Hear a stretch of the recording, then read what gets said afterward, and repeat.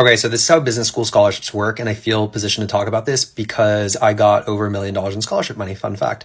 So the fun thing is that you actually don't have to really do much extra because when you submit your application, kind of unlike undergrad, you are automatically considered for scholarships. So when you get in, you'll hear if you also get a scholarship, and this is for schools like Wharton and Kellogg, who like Kellogg, for example, they gave me some random scholarship when I got in, which thank you so much. Really appreciate it. And that's how a majority of them will work.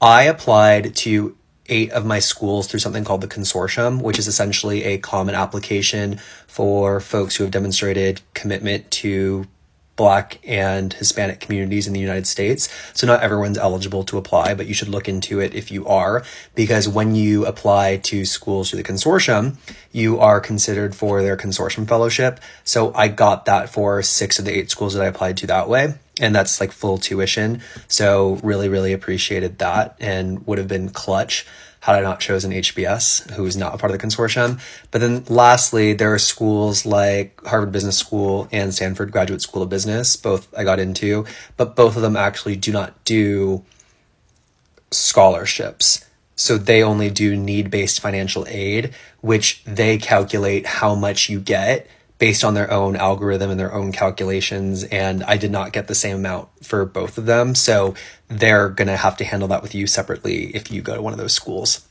And then later for HBS, and I can't speak to Stanford, they have like these really small supplemental fellowships, scholarships that you could apply for way after the fact, but you won't know that unless you actually commit to going and then go through that process and apply. But I would never consider that up front. But that's how business school scholarships work. So for the most part, you're automatically considered for them. And then, yeah, and honestly, if you can apply to the consortium, you should do it. But that's my claim to fame, and that's my word on the street right now. And I hope that helps. Okay, bye.